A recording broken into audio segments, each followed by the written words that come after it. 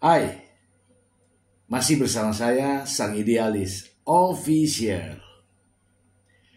Teman-teman, seperti kita ketahui bahwa saat ini Lesti Kejora dilaporkan ke polisi, ke Polda Metro Jaya, kaitannya dengan pelanggaran hak cipta katanya.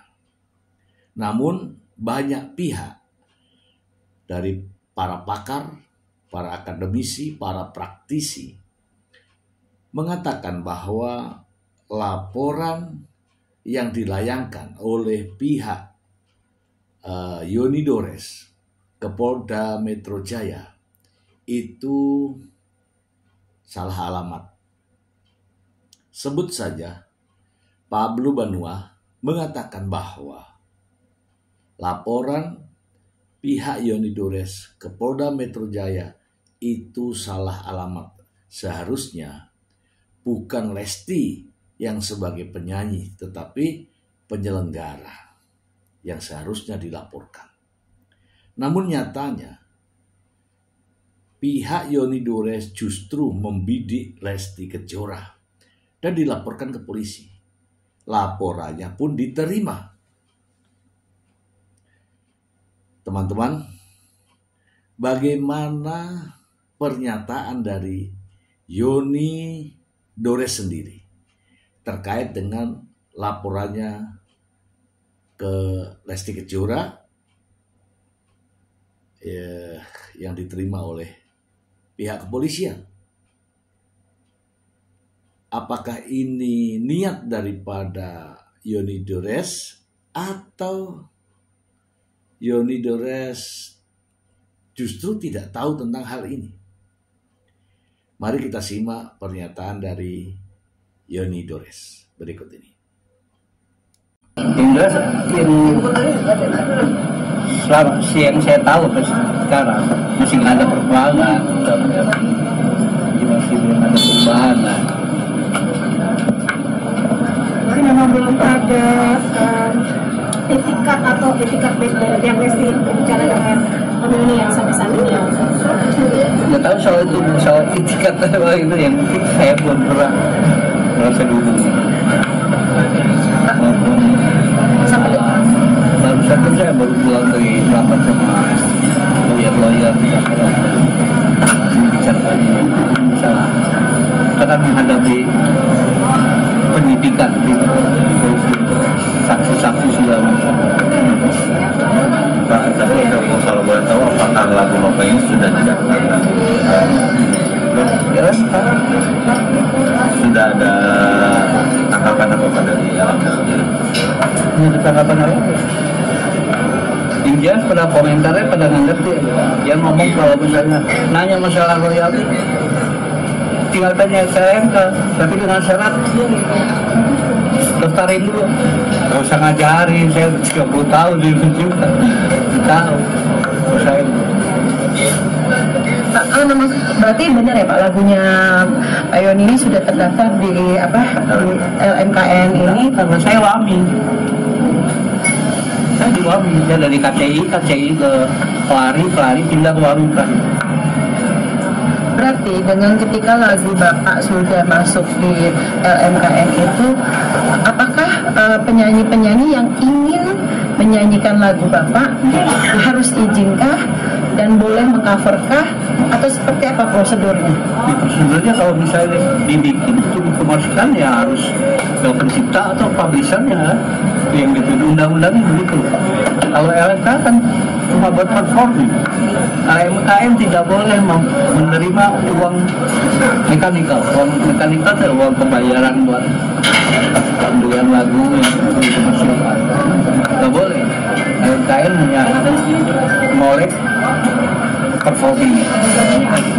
Teman-teman, Yoni Dores mengatakan bahwa saya tidak tahu perkembangannya seperti apa, katanya. Itu urusan pengacara, ya. Ada kalimat seperti itu, ya. Memang benar, ya, banyak lagu-lagu dari Yoni Dores yang sudah diciptakan dan didaftarkan ke pihak terkait, termasuk lagu yang dinyanyikan oleh Lesti Kejora. Namun demikian, apakah tepat melaporkan Lesti Kejora terkait dengan lagu-lagu yang ditayangkan di YouTube oleh channel-channel? Channel itu bukan milik dari Lesti Kejora. Saya memiliki pernyataan dari ahli pakar terkait dengan hak atas kekayaan intelektual. Kita simak bersama-sama berikut ini. Yang pernah saya katakan di beberapa media, dugaan pelanggaran hak cipta yang dialamatkan kepada Lesti Kejora tidak bisa menggunakan alat bukti yang masih aktif di YouTube dan berbagai bukti liris platform digital seperti di Spotify, Amazon Music, Joox, dan lain-lain. Termasuk tidak bisa menggunakan bukti perpustakaan musik komersial TikTok, Instagram, dan Facebook. Sebab keaktifan itu merupakan bukti illegal access. Perlu dipahami, setiap pelanggaran hak cipta, lagu atau musik di YouTube maupun di platform digital, pasti akan teridentifikasi melalui sistem pelacakan digital berbasis ISRC, International Standard Recording Code, dan ISWC, International Standard Musical Word Code. Dan apabila terbukti pelanggaran hak cipta, maka secara otomatis lagu atau musik itu akan dibisukan, munting atau diganti dengan lagu lain yang no copyright, atau dimungkinkan akun tadi akan diblokir oleh pihak otoritas. Teman-teman, barusan disampaikan bahwa terkait dengan tayangan yang ada di YouTube ataupun di platform-platform lain di media sosial, itu ada aturannya dan tidak bisa dijadikan sebagai bukti ya untuk dilaporkan. Ini jelas ya, ini pakar ini tentang hak cipta, karya intelektual. Artinya pakar ini memahami betul apa-apa yang seharusnya dilakukan oleh mereka yang melaporkan Lesti Kejora ke polisi. Mari kita simak lagi, teman-teman. Menegakkan hak cipta secara digital yang berlaku secara lintas yurisdiksi. Nah, tayangan digital pada YouTube atau platform digital adalah bentuk mitra kerjasama antara pemilik akun dengan penyedia akun yang melibatkan yurisdiksi hukum negara lain. Pihak pencipta atau pemegang hak cipta yang merasa karyanya digunakan tanpa izin sebaiknya sengketakan secara digital melalui fasilitas yang tersedia. Mekanisme tersebut diakui dan berlaku secara lintas negara sesuai dengan rezim pelindungan kekayaan intelektual yang diatur dalam peraturan perundang-undangan nasional serta instrumen hukum internasional dalam otoritas World Intellectual Property Organization atau WIPO dan Agreement Treaty.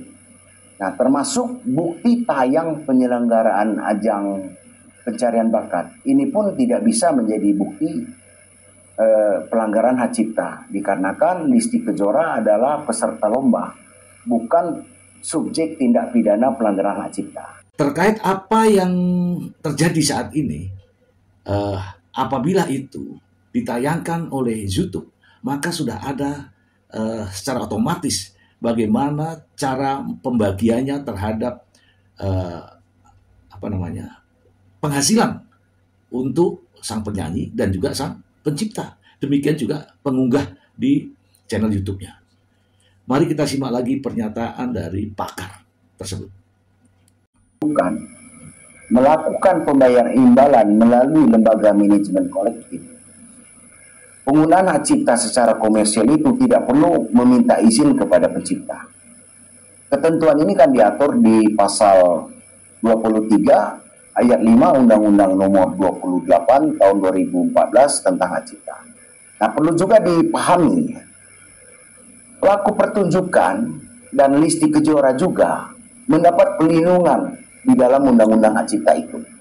Oleh karena itu, pelapor semestinya menyusun analisis yuridis terhadap alat bukti secara konkret guna menilai pemenuhan unsur-unsur pembuktian baik secara formil maupun secara material sesuai dengan ketentuan hukum yang berlaku. Hal ini penting untuk memastikan bahwa tuduhan pelanggaran hak cipta memiliki dasar hukum yang kuat dan tidak hanya bersifat asumtif. Disinilah harus dipahami ya, seorang pengacara harus betul-betul memahami apa isi undang-undang dan apa yang terjadi pada perkembangan terakhir terkait dengan hak cipta. Jangan sampai laporannya salah dan keliru. Dan pihak penyidik pun, pihak kepolisian akan mempelajari dapat atau tidaknya alat-alat bukti yang sudah dihadirkan. Mari kita simak. Perlu diingat dan hati-hati bagi pelapor.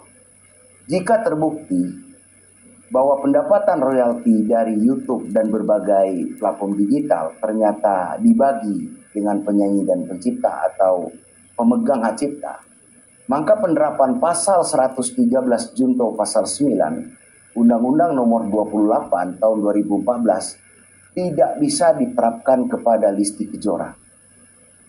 Hal ini sangat mungkin mengingat setiap rilis digital baik melalui agregator maupun platform pendistribusian lainnya wajib mencantumkan nama penyanyi dan pencipta dengan tujuan untuk memastikan kejelasan dalam pembagian pendapatan digital atau royalti.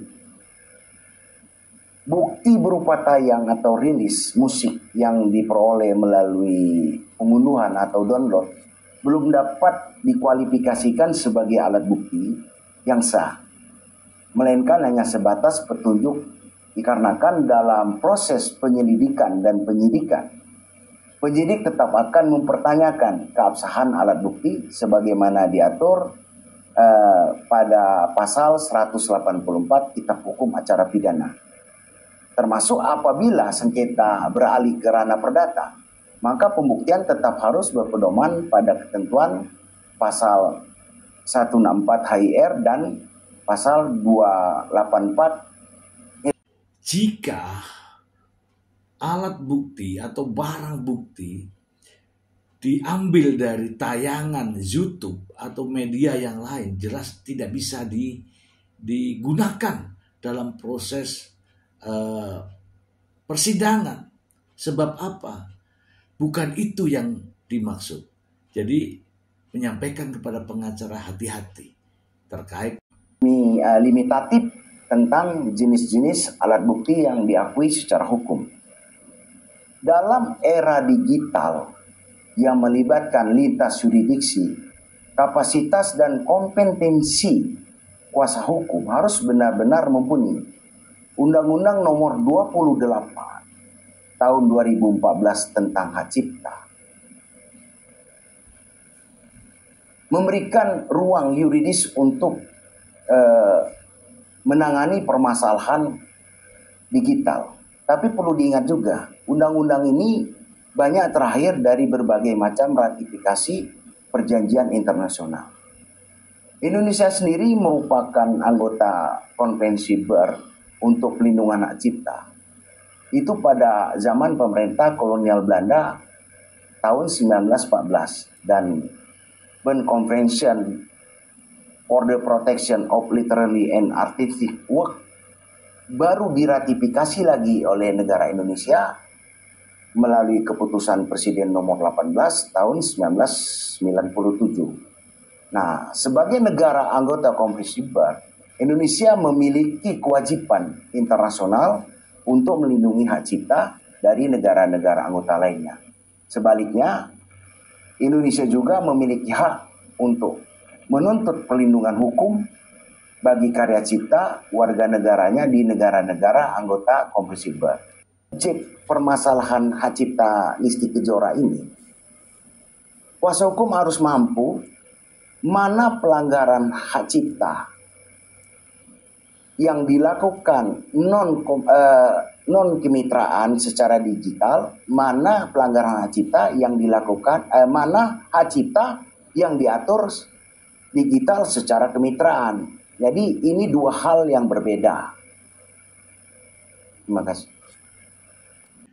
Jadi teman-teman sangat jelas ya terkait dengan masalah yang dihadapi Lesti Kejora yang saat ini dilaporkan ke polisi terkait dengan lagu yang dinyanyikan, yang diunggah oleh orang lain, bukan Lesti Kejora. Tidak mudah ya, tidak mudah untuk memprosesnya. Dan sebagaimana apa yang disampaikan oleh Pablo Banua bahwa laporan dari pihak sana, pihak sebelah, pihak Yoni Dores itu salah alamat. Seharusnya ketika melaporkan Lesti Kejora harus berpikir dua kali. Lesti ini sebagai apa? Lesti ini sebagai penyanyi. Kalau penyanyi ada penyelenggaranya. Kalau di pentas-pentas ada penyelenggaranya. Kalau di televisi atau di ajang pencarian bakat ada penyelenggaranya. Jadi melaporkan Lesti Kejora menurut para ahli, menurut para pakar itu salah alamat. Kecuali menurut pengacara pihak Yoni Dores. Nah, kalau itu urusannya lain ya, urusannya lain. Saya tidak ikut campur. Oke teman-teman, semoga bermanfaat. Terima kasih.